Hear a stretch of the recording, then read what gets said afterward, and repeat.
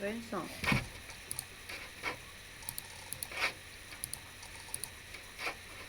No, sí, para preguntarle la lista para que me puedan ver.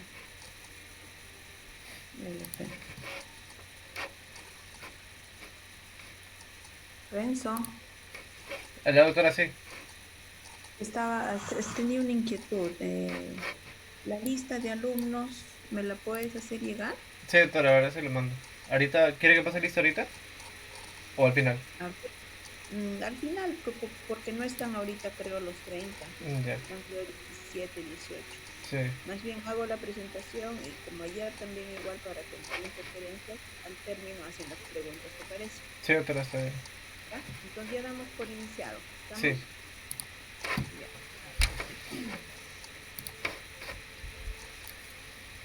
Bueno,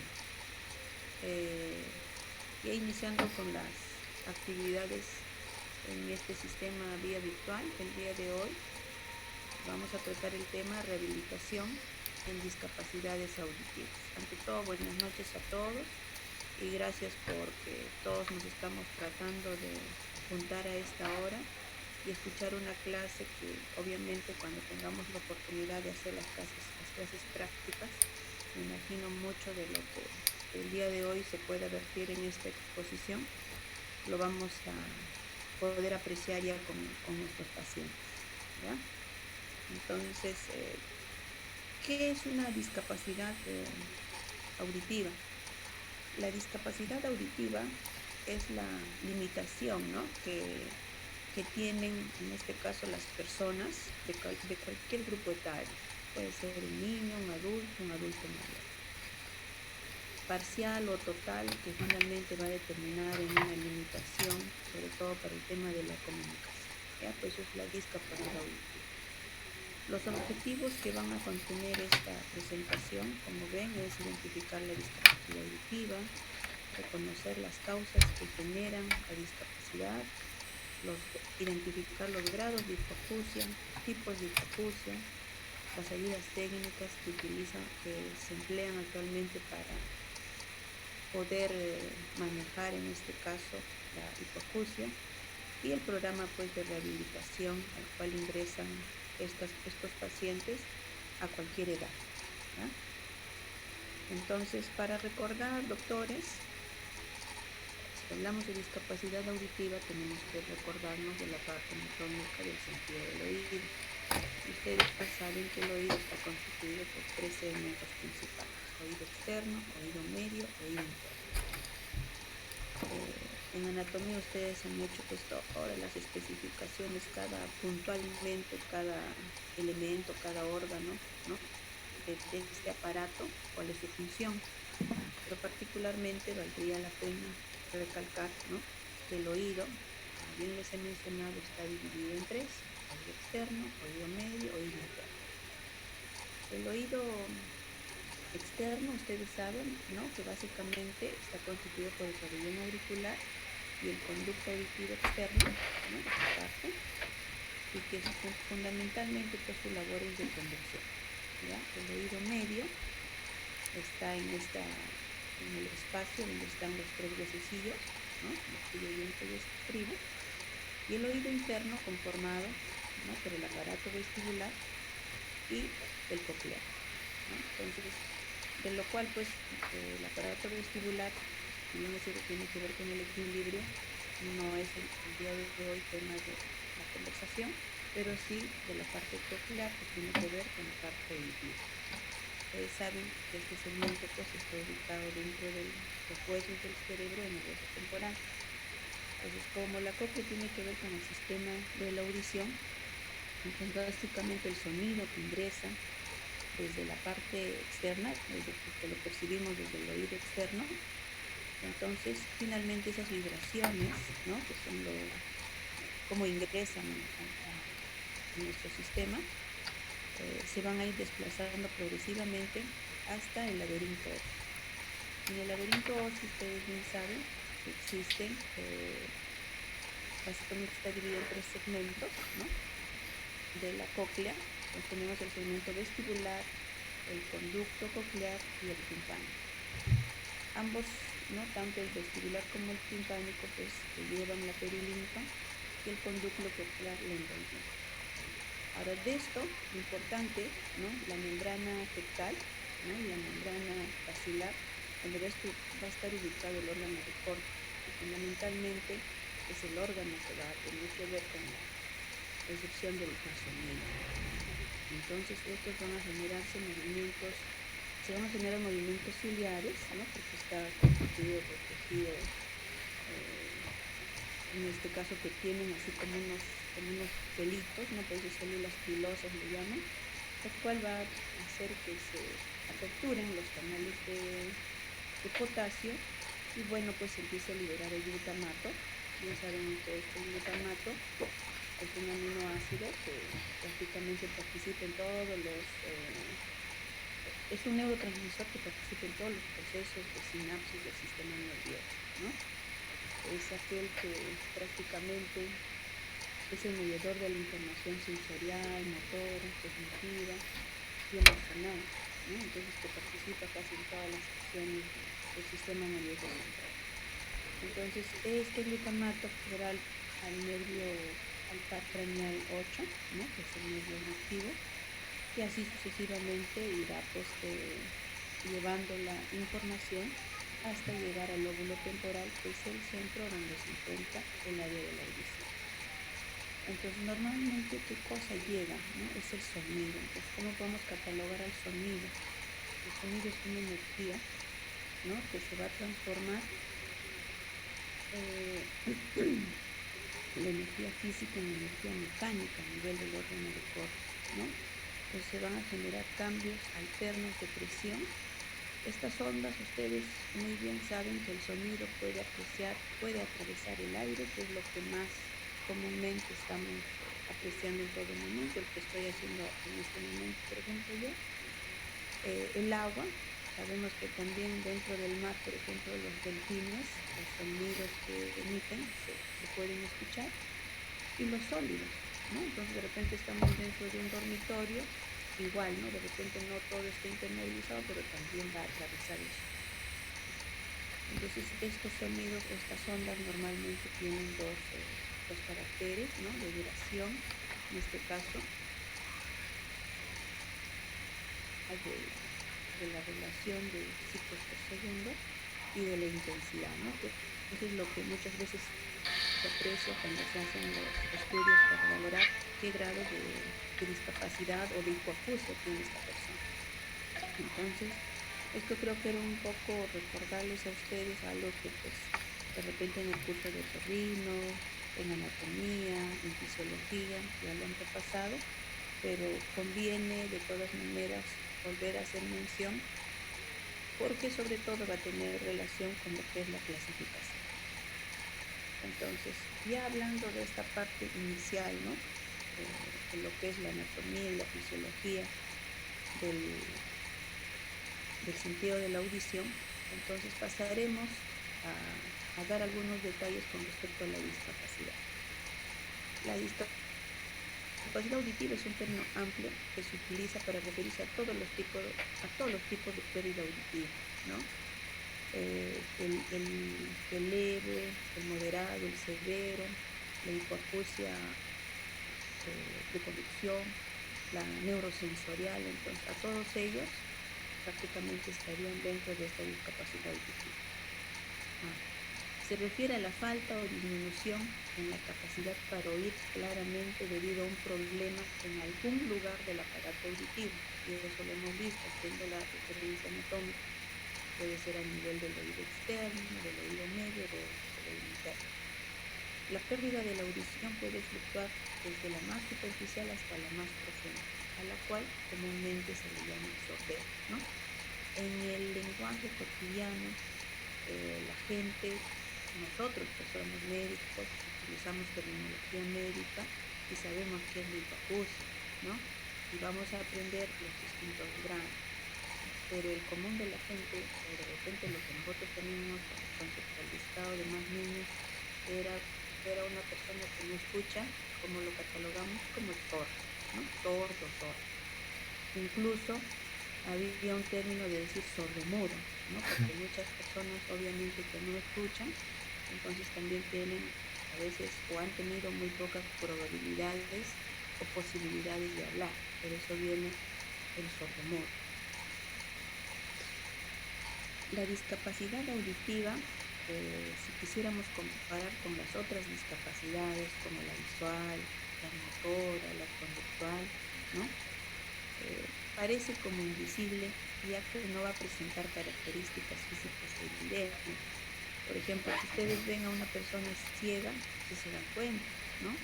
Porque, bueno, de repente se está trasladando con su bastante ciego, o de repente está con una persona al costado, a veces le ven los ojos, algunos tienen catarata, entonces clínicamente ustedes podrían darse cuenta.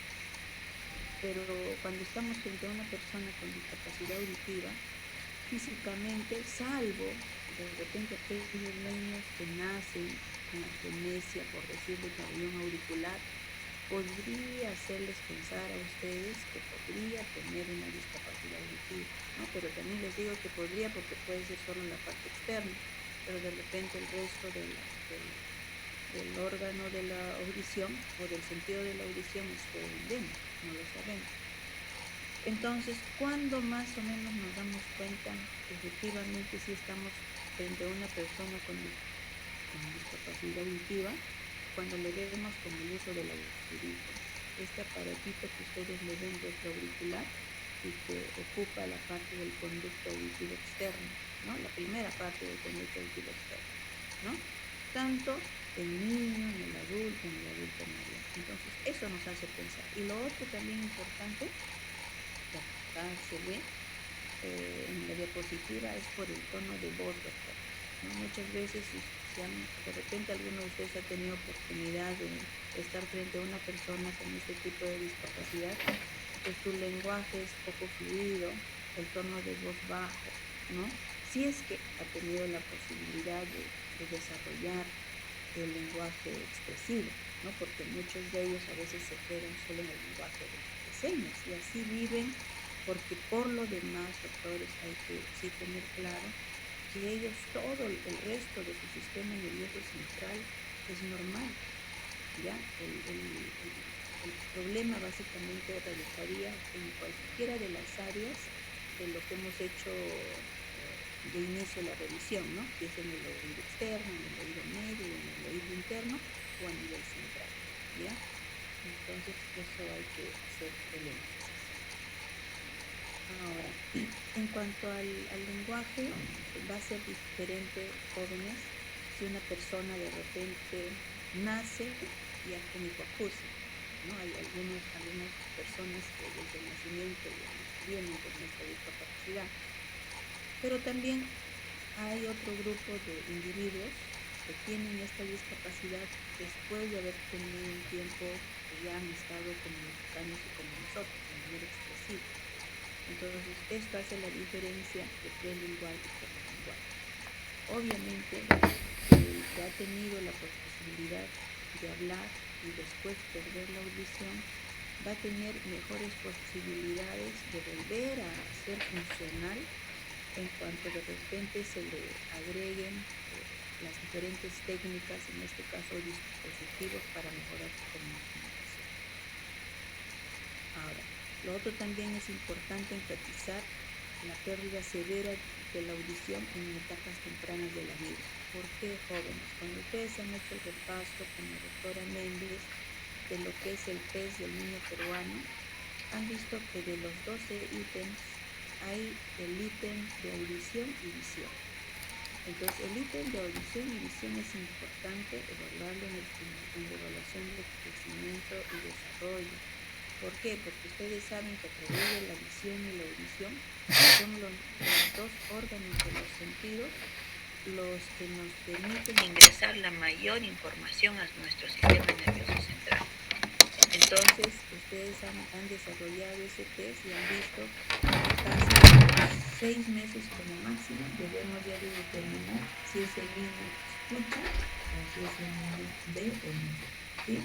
Entonces por eso se hace énfasis en este segmento de que en la hipoacusia en edades tempranas obviamente va a alterar su desarrollo, ¿no? Porque qué cosa más ustedes conforme va creciendo preguntan, señora, ¿a qué edad dijo sus primeras palabras? Pues muchas veces un niño que no escucha, muy, muy difícil va a ser que de repente al año logre pronunciar mamá y papá, como es lo que el test espera que se logre, ¿no? Dentro de los hitos que se esperan alcanzar, ¿no? O lo otro, a más temprana edad, a los 6 meses, el niño normalmente debe responder al llamado de su nombre, girar el cuello, ¿no? Cuando le llama. Entonces, este niño que no hay respuesta a ese tipo de sonidos, ¿no?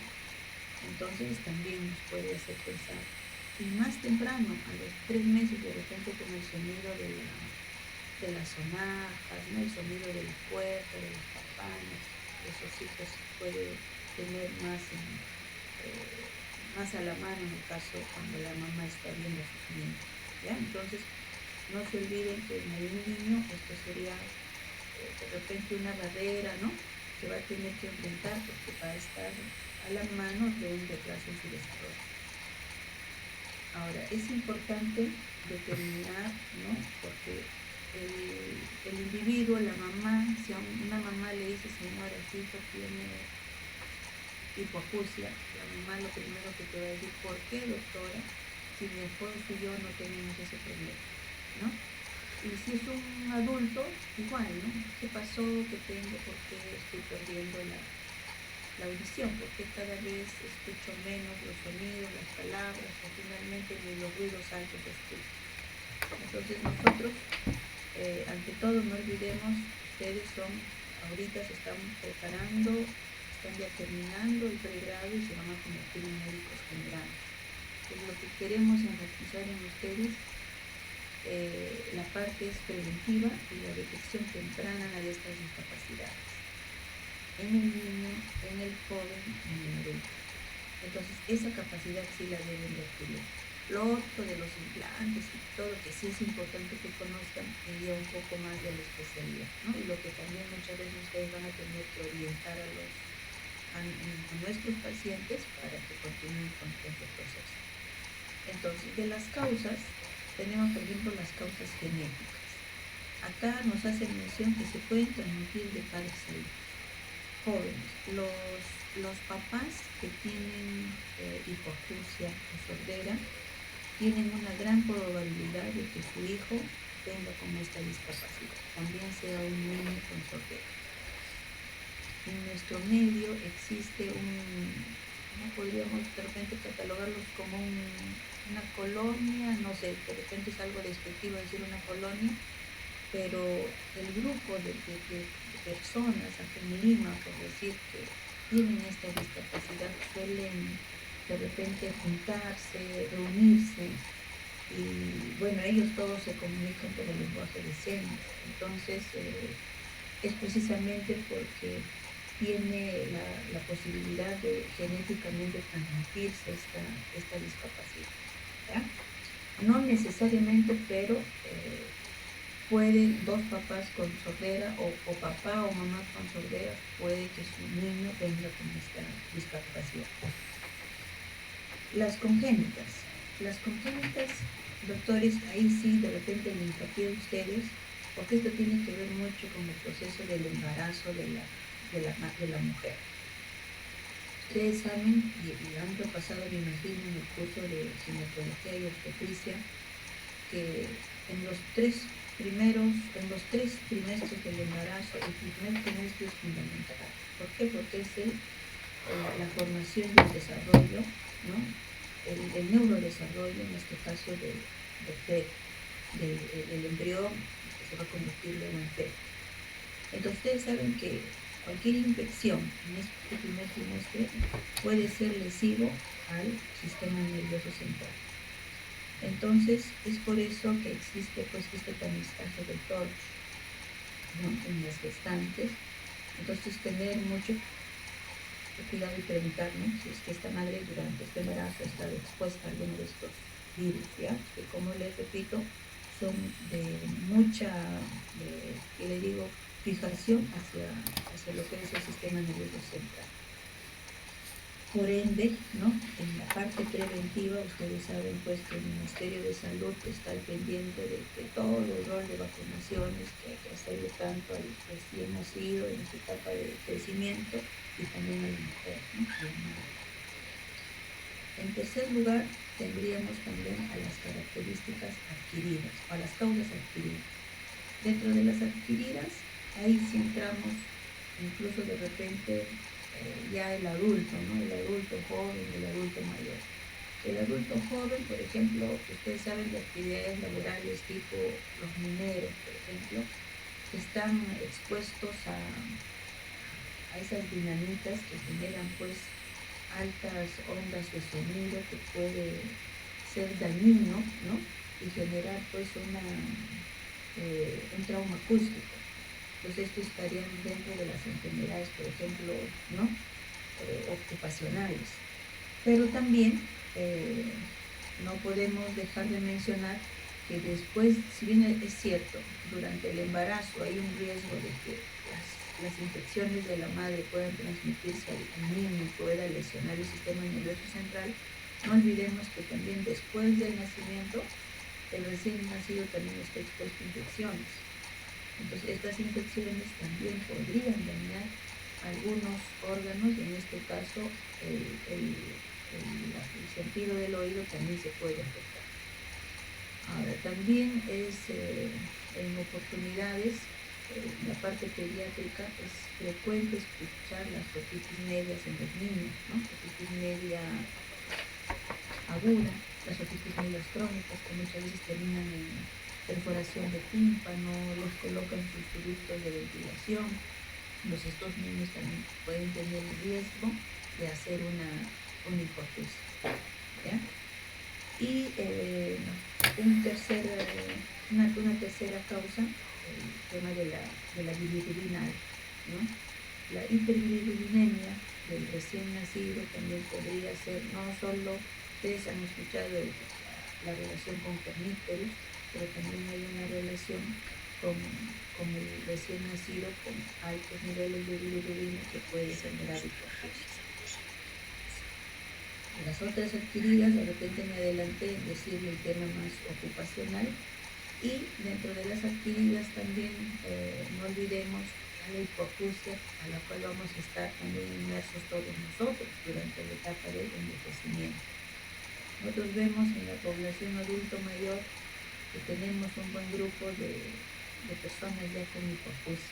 De repente algunos ya con hipoacusia severa, total, profunda, pero también en nuestro medio con hipoacusia de un oído o hipoacusia bilateral, ¿no? Que también realmente constituye un problema de salud, porque cuando el adulto mayor empieza a tener este problema, ¿qué hace el adulto mayor? Se va aislando, y querramos o no nosotros también como parte de la familia, como nos duele un poco levantarle la voz porque pareciera que estuviéramos gritando a nuestro adulto mayor, entonces ¿qué preferimos? De repente ya no hablarle. Entonces el adulto mayor se siente poco a poco pues solo, ¿no? Porque ya no puede comunicarse ni con la familia ni con el entorno, porque de repente no escucha, o lo que escucha comprende de otra manera. Entonces, como ven, esa hipoacusia va a traducir en el adulto mayor ya otros problemas ya más emocionales. Ahora, la clasificación según las características de la pérdida, que eso también ustedes puede estar más a la mano. No se olviden que ustedes salen como médicos generales y a través de la parte clínica es como más o menos van a ir pensando si están o no frente a una persona que está perdiendo la visión. Entonces, muchas veces esta pérdida auditiva aparece de manera superficial, solo con algunos sonidos. De repente le hablamos y en vez de decir carro, entendió como carne, en vez de decir días, entendió como Dios. Entonces, como ven, ya tiene otra connotación. Se empieza normalmente así, con la alteración de algunas letras o sonidos, ¿no? Luego ya se hace más frecuente, ya no solo no escuchamos, sino ya la comprensión también se ve alterada, ¿no? Porque me hablan, pero yo ya trato de traducir y de repente ya comprendo otra cosa. Ahora, eso es cuando de repente vamos perdiendo un oído, la audición de un oído o del otro. Cuando ya la pérdida es bilateral, esta limitación ya se hace más significativa, ¿no? Porque ya de repente, a pesar que utilizan la voz alta, ¿okay? En la evaluación hay 3 tipos de voz. La voz normal es la voz que normalmente, de manera cotidiana, con la cual nos comunicamos, ¿no? En la casa, en los estudios, en la calle. Una voz baja es una voz susurrada, ¿no? Que casi lo hacemos pues cuando estamos a proximidad de otra persona. Y la voz alta es la que ustedes pues se nota, ¿no? Que elevan porque están prácticamente como gritando. Entonces esa es otra manera que ustedes también pueden clínicamente darse cuenta si están frente a una persona que está ya con inicios de esta discapacidad, ¿ya?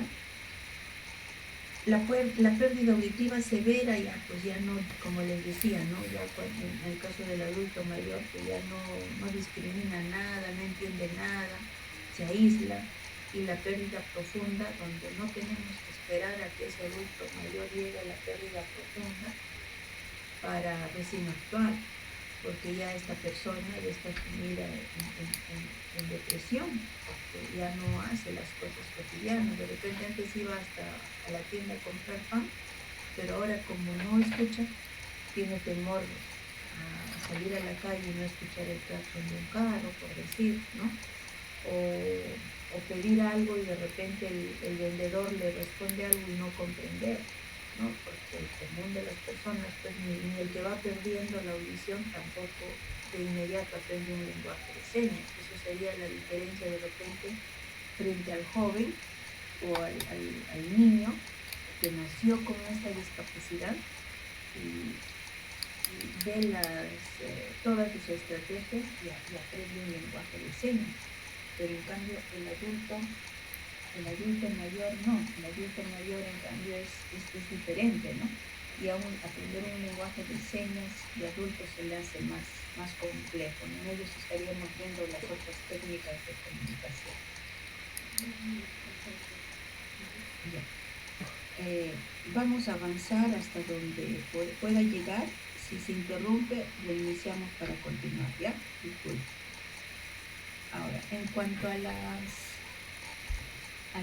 hipoacusia según la ubicación de la lesión, ¿no? En clasificación tenemos hipoacusia de transmisión o conductiva, como ustedes ven, afecta la parte conductual, estamos hablando del oído externo, ¿no? Hipoacusia de percepción o neurosensorial, ahí ya prácticamente, como les hacía mención, de repente se daña y incluso el órgano de corte y la vía central. La hipoacusia mixta es cuando tiene algo de conductual y también de neurosensorial, y la hipoacusia central es la que de repente se puede apreciar en los niños, por ejemplo, hacen las asfixias, o el adulto también que hace un accidente cerebrovascular que probablemente dañó el área de Brodmann 41 y 42, donde están ubicados el centro de la visión. La clasificación según el DIAP, ¿no? Lo hace en relación a hipoacusia leve, moderado y severo. Leve, como ustedes ven en la diapositiva, cuando se aprecian ¿no? los sonidos de 20 a 40 decibeles, moderada de 40 a 70 decibeles, severa de 70 a 90 decibeles y sordera más de 90 decibeles. Hay una clasificación también según la aparición del déficit auditivo respecto a la adquisición del lenguaje, que les decía hace un momento mención, pero está ahí incluso según el grupo etario, en hipoacusia prelocutiva, es 0 a 2 años, perilocutiva de 2 a 4, y poslocutiva ya después de la adquisición del lenguaje. ¿Ya? Ahora, es importante, doctores, enfatizar las barreras a las cuales se enfrenta esta persona con esta discapacidad, ¿no? Uno, enfatizar el nivel de la pérdida auditiva, ¿no? Es diferente uno que tiene una hipoacusia leve a una hipoacusia severa, ¿no? El leve todavía, con unos apoyos técnicos, podría sobrellevar su vida, su trabajo, y es el nivel, bueno, si es un niño, si es un estudiante, si es un trabajador o un adulto mayor. El momento del desarrollo en el cual se produce la pérdida. Acá les enfatizaba el tema del desarrollo del niño.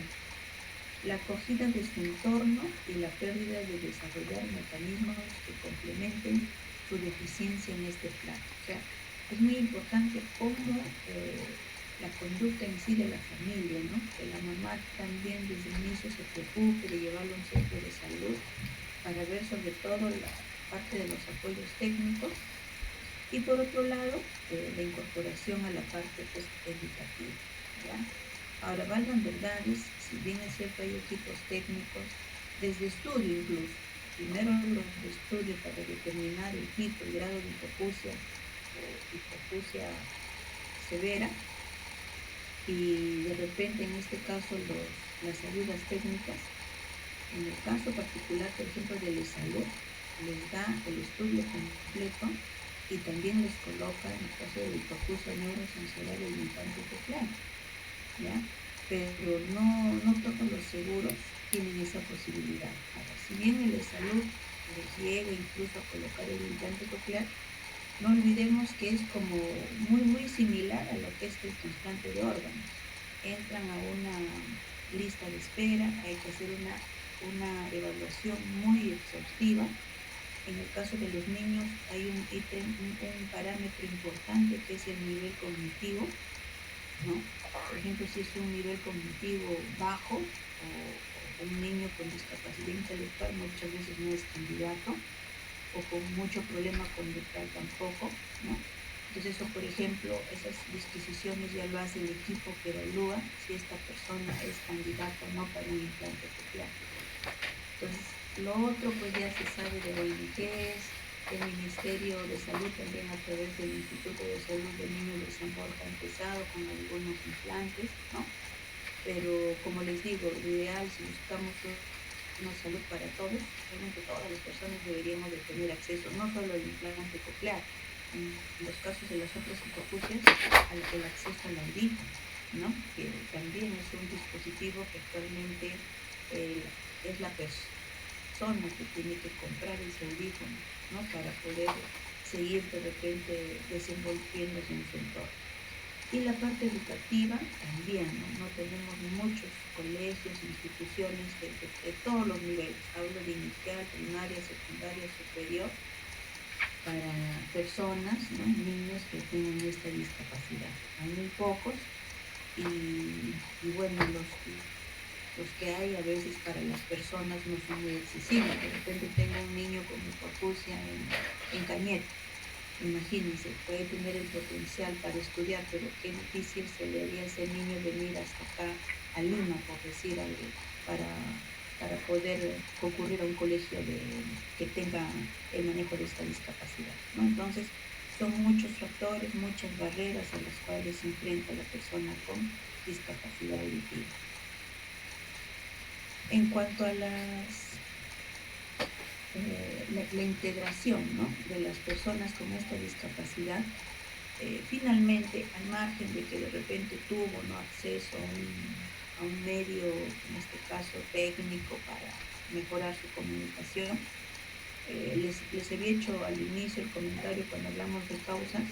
Muchas veces estas personas que al margen de que lo hayamos identificado no a tiempo la discapacidad auditiva, es una persona ya con esta deficiencia, entonces básicamente ellos se comunican con el lenguaje de señas, ¿no?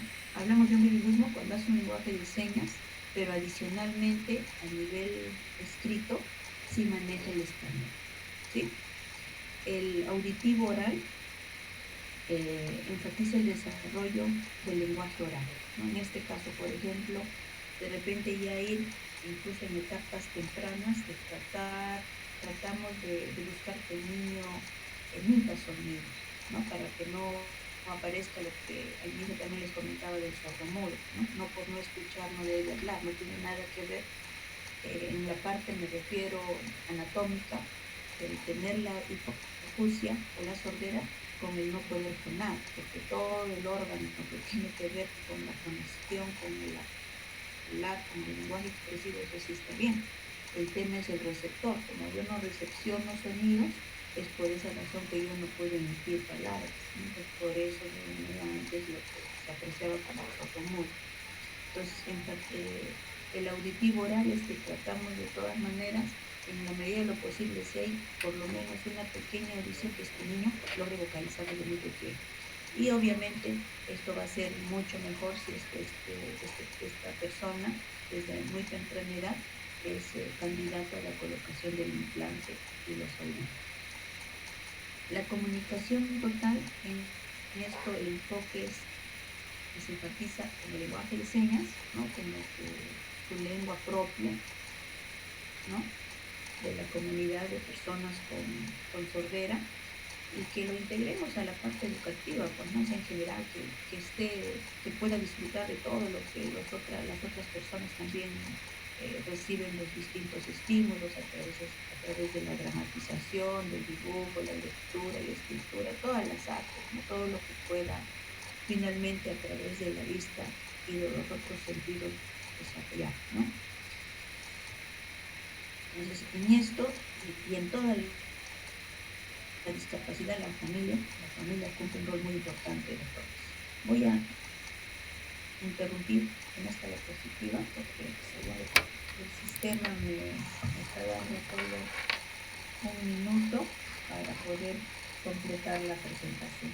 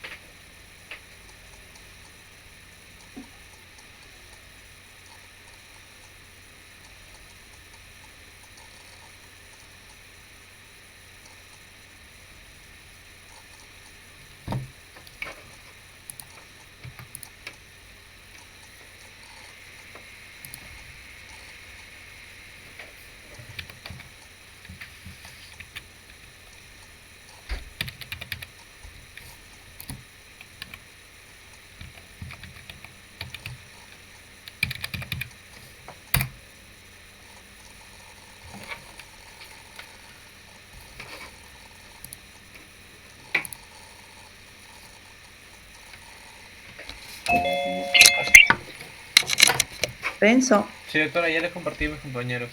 ya, sí, sí, esperamos un ratito.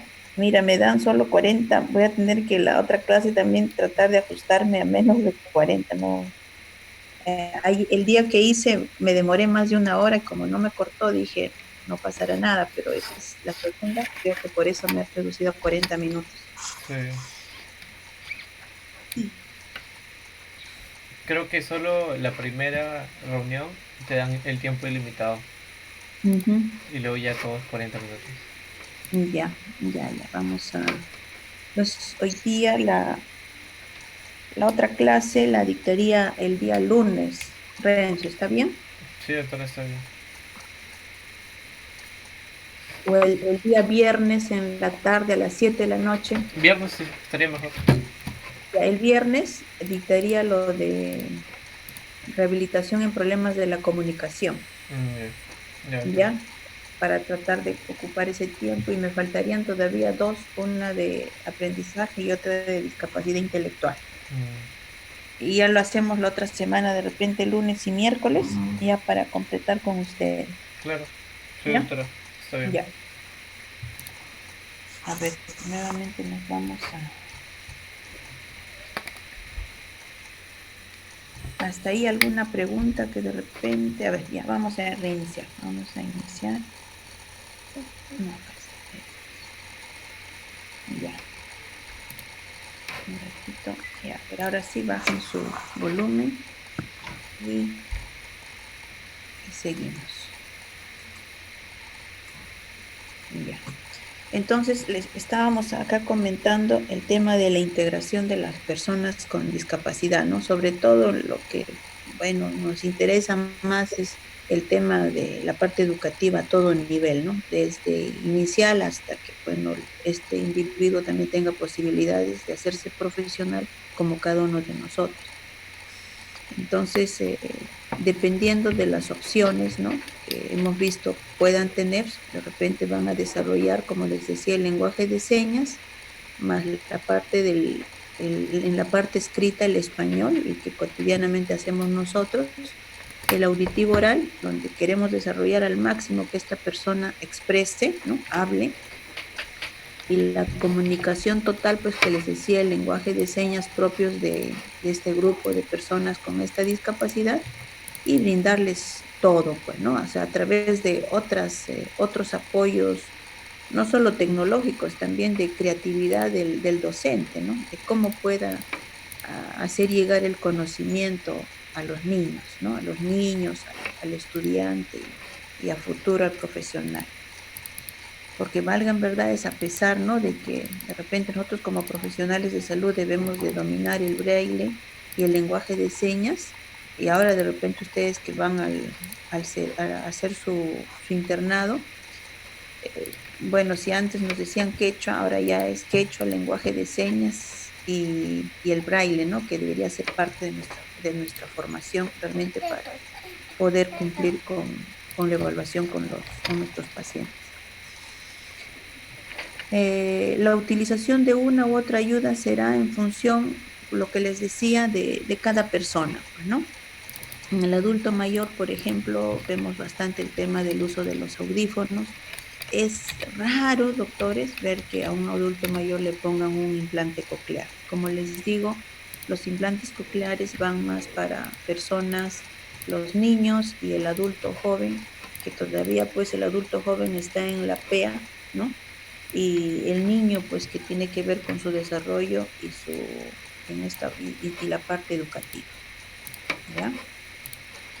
Las ayudas técnicas que existen, tenemos desde los audífonos, que son como amplificadores del sonido, que los vamos a tener, que se va a indicar, por ejemplo, a las personas con hipoacusia leve, moderada, de un oído o de ambos oídos, ¿no?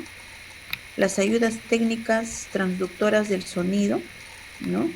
Son sistemas también que se pueden de repente complementar, ¿no? Porque lo que queremos es que esta persona haga su vida lo más normal posible, o sea, pueda también tener todos los accesos para llevar una vida normal, ¿no?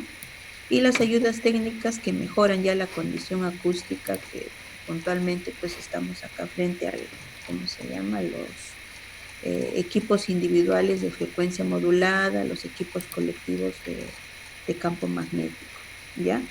Ahora, actualmente, por ejemplo, el uso de las tablets, ¿no? Las computadoras, todo en estos tiempos sirve. Entonces, eso ya está en todo lo que es los sistemas o los apoyos técnicos para mejorar la comunicación, que se están implantando tanto en los niños con esta discapacidad como también en los niños con discapacidad visual, ¿no? Ahora, ya para finalizar, doctores, ¿qué hacemos nosotros en el programa? Porque ustedes ven, identificar un niño con hipoacusia de primera instancia no va a ir al área de rehabilitación, ¿no? Nosotros a veces los podemos identificar porque de repente son en nuestro hospital, son niños que vienen por alto riesgo, prematuros, ¿no? Que de repente en su proceso de seguimiento, en la evaluación o de repente en los datos que nos da la mamá, podría salir por ahí algún indicador que este niño esté en riesgo de la discapacidad o definitivamente ya tenga esa discapacidad auditiva. Entonces, ¿qué haremos nosotros? También lo vamos a referir al otorrino, ¿no? Para que le hagan todas sus evaluaciones, ¿no? Las evaluaciones ya a través de equipos vienen desde las emisiones otoacústicas, los potenciales evocados auditivos, ¿no? Para cerciorarse qué grado y qué tipo de hipoacusia tiene la persona. Lo mismo es en el adulto. El adulto con hipoacusia también no viene directo a rehabilitación, va igual de repente de geriatría lo mandan a otorrino, en otorrino le hacen todos los estudios, determinan qué grado de hipoacusia tiene y también ellos son los que definen el uso de si va a ser un audífono, ¿no? Para mejorar su proceso pues de rehabilitación de este individuo. Entonces, aquí el equipo básicamente en rehabilitación estaría conformado por el médico que va a recepcionar en este caso a este niño, sobre todo al que tiene implante coclear, al que ha recibido le han colocado el implante coclear, esos niños sí van a ser recibidos ¿para qué? Para el apoyo con las distintas terapias, ¿no? Terapia de lenguaje, ocupacional, aprendizaje, porque les hacía referencia que en los niños está afectado su desarrollo, ¿no? Y hablo del desarrollo no solo en la parte motora, el desarrollo total, ¿no? La adquisición del lenguaje expresivo, sus habilidades motrices y todo ello también va a estar, quieran o no, de la par con esa falta de estímulo auditivo que tuvo. Y ya con el implante coclear, entonces sus procesos de aprendizaje y todo ello serán mejores. Entonces, todo este paquete de terapias, ¿no? Es más que nada abocado al niño. Psicología también porque hay que conversar con los papás. Muchas veces en los niños, sobre todo que vienen con discapacidad, ¿qué pasa con los papás? Nos volvemos muy sobreprotectores. Entonces, la sobreprotección que nosotros hagamos con una persona que tiene una discapacidad, lejos de ayudar, es una barrera, porque no olvidemos que el niño está en desarrollo. El sistema nervioso se desarrolla sus 5 primeros años un 80-85%. El 15% residual es entre los 9 y 10 años. Entonces es el tiempo en el que si al niño le seguimos dando todos los estímulos, entonces este niño va a ser un niño tan hábil, inteligente y va a alcanzar todas sus metas y objetivos que se puedan planificar. Servicio social, ¿por qué? Porque ellos tienen que ver con la parte, por decir, de accesibilidad. El niño con hipoacusia no solo están centralizados en Lima, también tenemos niños con hipoacusia en provincias. Entonces las facilidades de las citas, de las terapias, incluso del hospedaje, a veces que vienen a Lima y se quedan unos días para recibir su rehabilitación, eso tendría que ver el área de servicio social.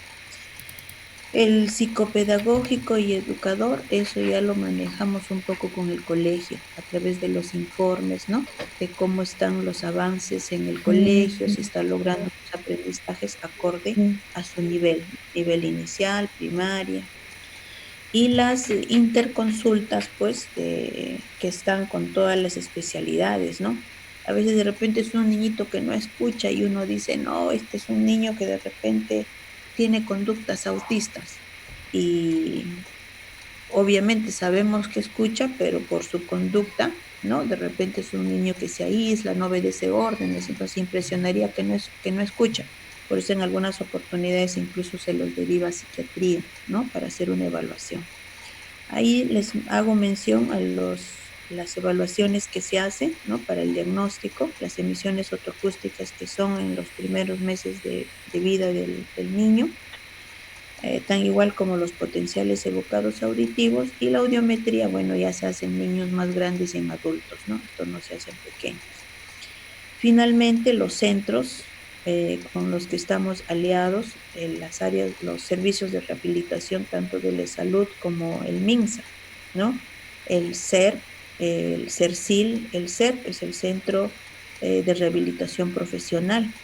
Muchas veces, y ustedes van a ver que no tienen pues las mismas posibilidades laborales que de repente alguno de nosotros que no tenemos una discapacidad.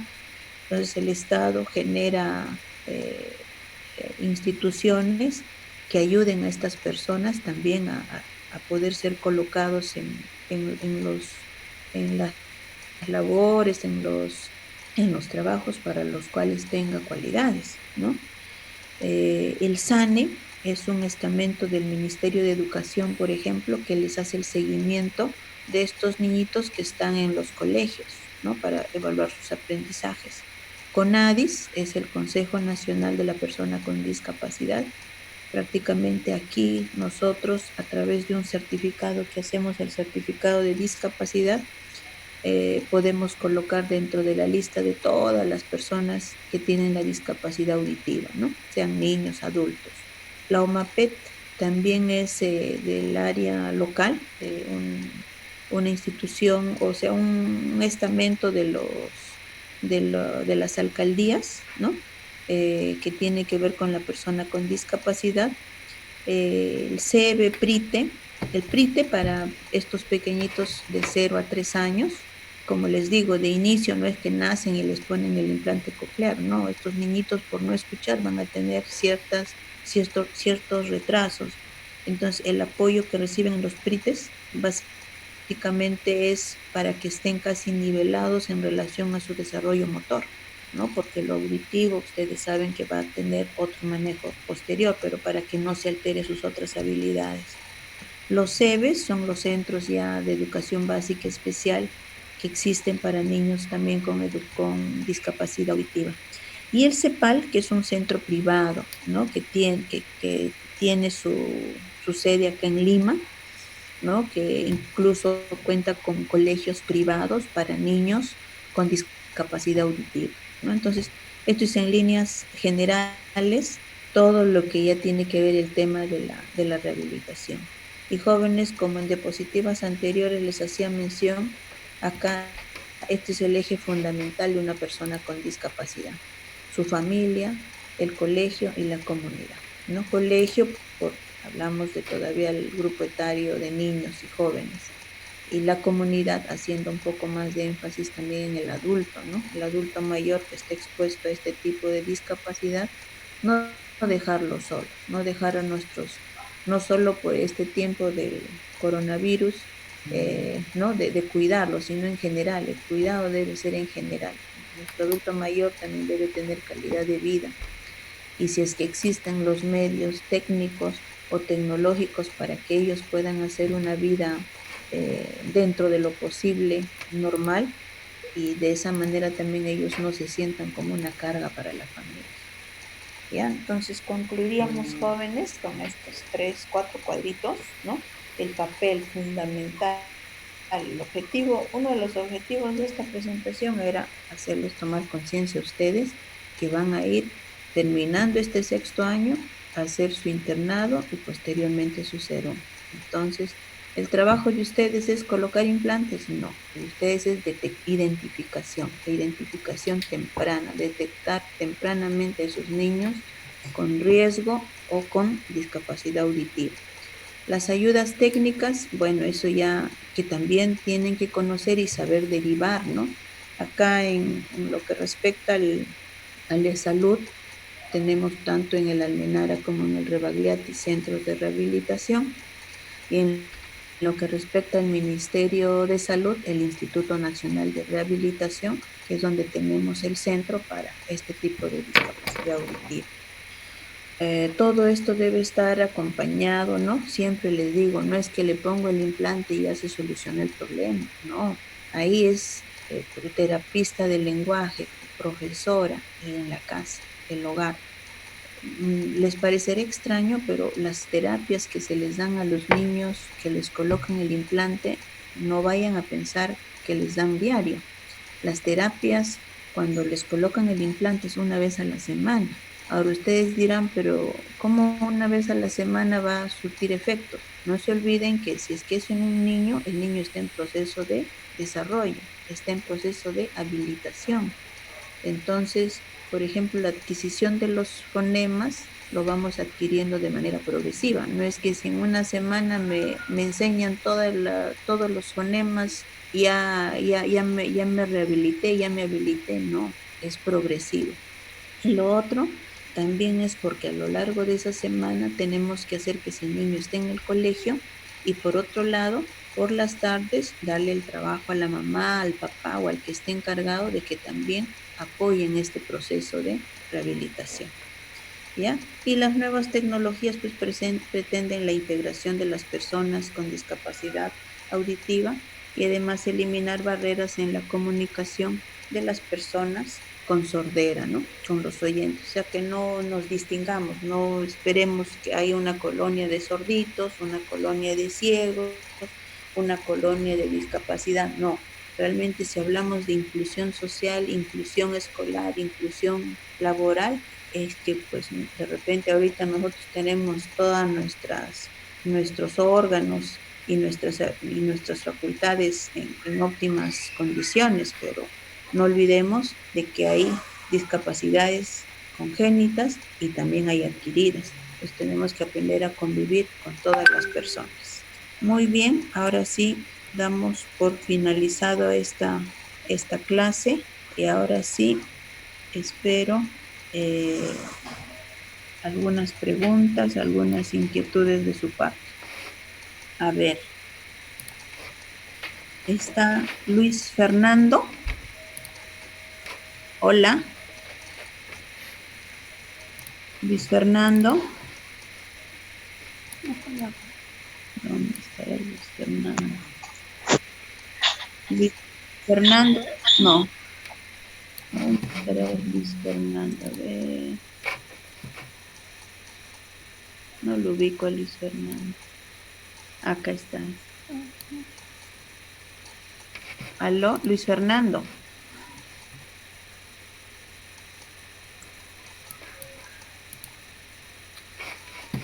Hola. Que todos andan. Renzo. Doctora, ¿qué tal? Ahí está, ya, ahora sí. A Sí, ver, dime, ¿alguna? sí, doctora, yo tengo una pregunta. ¿El Ya. potencial de bocados auditivos se les realiza a todos los niños, o sea, como tamizaje al nacer? Eh, sí, sobre todo a los que tienen el riesgo. Por ejemplo, a todos los prematuros está como parte del protocolo. También los potenciales evocados auditivos y visuales. Ustedes saben que ellos como prematuros vienen inmaduros y a veces como han estado sometidos a, a este tema del oxígeno dentro de sus cunitas, ¿no? De las incubadoras. Entonces hay un riesgo de que hagan retinopatía e hipoacusia. Ahora estos niñitos a veces también hacen sepsis, hacen infecciones, entonces de repente han utilizado también antibióticos ototóxicos. Entonces sí, parte del protocolo del recién nacido prematuro sobre todo, les toman las emisiones, los potenciales evocados auditivos y visuales. Las emisiones otoacústicas también deberíamos hacer prácticamente, pero eso es ya un examen que lo puede hacer el neonatólogo, ¿no? Directo en la consulta, porque en cambio para los potenciales ustedes saben que hay que tener una preparación en el niño, hay que deprivarlo de, ¿no? Cansarlo para que en el momento del examen esté totalmente rendido, para no hacer uso de ningún producto que lo tenga en sedación, ¿no? Entonces, eso sería el alcance para este tipo de examen. Por acá me dicen a partir de qué edad como máximo podría iniciar terapia, en caso, dice, de una discapacidad congénita. Claro, cuando, si la discapacidad es congénita, por ejemplo, estamos hablando de un niño de repente que nació con, qué sé yo, con una agenesia de pabellón, no sé, cuando me dice discapacidad congénita, eh, yo les decía y les hacía mención que nosotros cuando estamos valorando el crecimiento y desarrollo, están los ítems de evaluar visión y audición. Entonces, prácticamente nosotros, la parte motora también se evalúa, ¿no? El tono muscular o el retraso en sus hitos motores del niño. Entonces, si yo identifico que este niño de repente puede ser potencialmente un niño con hipoacusia, yo lo derivo, ¿no? Para que le hagan los estudios, pero a la par yo le sigo haciendo la terapia. Normalmente la terapia física, que es la que reciben los prematuros o los niños de 0 a 12 meses, la terapista física estimula todos los sentidos. Estimula la piel, estimula la audición, estimula la visión y el sentido del gusto. Entonces, no es una terapia muy particular de solo lenguaje darle, sino es una terapia integral. Y sí, es más, como te digo, independientemente de si es un niño con discapacidad, potencial discapacidad auditiva, se le inicia la terapia. ¿Alguna otra pregunta? Hola. ¿Hasta qué punto el paciente con hipoacusia severa congénita será capaz de hablar? Claro, será capaz de hablar, como les digo, el estímulo que le hace el terapista es tratando de buscar sonidos, ¿no? O sea, por eso es el contacto con la piel, hacerle sentir la sensación, ¿no? A través de los otros órganos de los sentidos y que logre fonar, porque les decía en la presentación, el, el, el sentido de la audición, los órganos anatómicos que lo conforman, si bien es cierto, solo nos relacionamos a través de la trompa de Eustaquio, el resto del complejo fonoarticulatorio son órganos diferentes. Entonces, lo otro apoyaría ya pues una vez que al paciente se le haya colocado el implante o el audífono, ¿no? Si es que todavía, si es que es una baja visión o diré audición, el audífono, pero si es totalmente cero, obviamente el apoyo sería el implante coclear. ¿Alguna otra Doctora, pregunta? Dime, una dime. pregunta, ¿este Dime. perfil Torch que se le hace a las mamás en el primer trimestre, se le realiza también a todas? ¿Y qué se hace si se le encuentra positivo, no? Ya, sí, claro, o sea, el tenerla positiva, obviamente de repente la mamá pues infectó, lo más probable es antes del embarazo. Ahora, hay algunos casos en que justo de repente el caso de la rubiola podría ser para, para mala suerte de la mamá, ¿no? Ustedes saben que ese es un virus y lo podemos adquirir cualquiera. Entonces, el hacerle la enfermedad aguda de la rubiola, eso es lo que más está relacionado con las alteraciones congénitas de los órganos del sistema nervioso central. Entonces, básicamente, ¿cuál sería el trabajo de nosotros? Tengo un TORCH positivo a lo largo del seguimiento sus controles, porque puede ser, ustedes saben que un producto que viene con problemas congénitos a veces es inviable. Lo que nos dice, pues no, la naturaleza es sabia, lo que no va a ir bien, lo elimina, ¿sí? Entonces, ¿yo qué voy a tener? Ya será un embarazo de alto riesgo. Pues ese embarazo yo lo voy a tener que seguir hasta el final y siempre pensando en que podría el feto venir con algún problema. Por eso hay que las ecografías también que le hace el seguimiento, pues en este caso ustedes, estamos hablando que estén haciendo el serum, qué sé yo, en una provincia de Ayacucho, de Huancavelica. Entonces derivar al hospital que de repente tenga este equipo para ver si el niño viene con algún problema congénito, ¿no? Y no esperar que el niño recién nazca, porque eso muchas veces, doctores, nos pasa con los niñitos con síndrome de Down, con agenesias a veces de extremidades. La mamá dice, pero doctora, a mí me hacían mis controles, pero no me han dicho nada. Imagínense una madre que espera, o sea, llega el momento del parto y ve que su niño tiene un problema congénito. Ahora ustedes saben que las ecografías y hay estudios incluso que se puede hacer previo al nacimiento para identificar muchos problemas congénitos. Entonces es diferente que venga un niño, ¿no? Y donde la mamá como que ya sepa con qué problemas va a venir ese producto, a la impresión que la pobre mujer llega a tener cuando ve al niño nacer con problemas, ¿sí? Entonces eso sería un poquito el, lo que ustedes en tal caso, si es que tienen la oportunidad, ¿no? Ahora que viene, no sé pues ustedes dónde harán su internado, en un hospital grande, en un hospital de repente más pequeño, donde van a tener que derivar, ¿no? Pero si es en un hospital grande, en el mismo hospital pues tienen todas las áreas, entonces hay que derivar a esa mamá. Ahora, ahí también bastante es el apoyo psicológico. Nosotros somos médicos, tenemos algo de psicólogos, pero realmente zapatero a su zapato. Entonces, es el apoyo, ¿no? Si hablamos de un manejo integral, no solo hablamos de la rehabilitación, porque todavía acá no estamos apreciando ninguna discapacidad, pero debe haber un manejo en conjunto, ¿no? Eso es la idea. ¿Alguna otra pregunta? Doctora, sí, una Dime. pregunta, buenas tardes, buenas noches. ¿Tú eres Eric? La... Eric, sí, Eric Cornejo. Eric. A ver, dime. Cuando de nacimiento, bueno, congénito o genético, se presenta la discapacidad auditiva, ¿Ya? está asociado por lo general con otras patologías congénitas o trastornos, o se suele presentar mayoritariamente como algo único.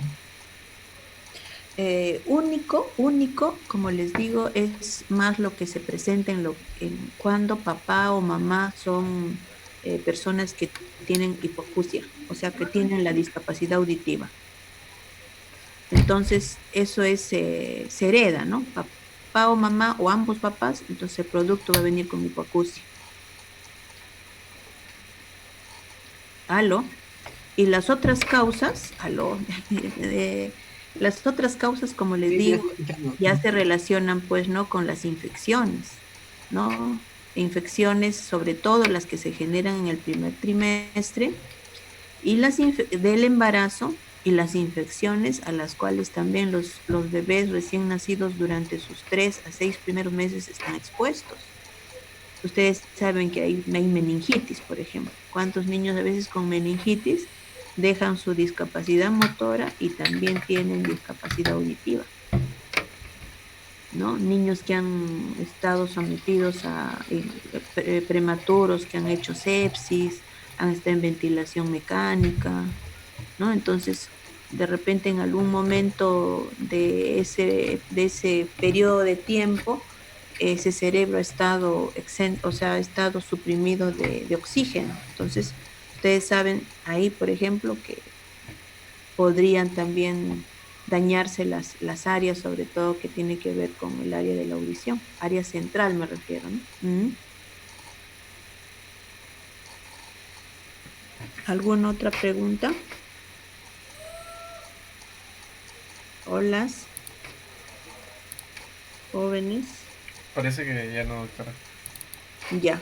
Muy bien, Renzo. Entonces, el día viernes, este viernes, Sí, el a otro. las 7 de la noche, ya vemos la rehabilitación en discapacidad de la comunicación.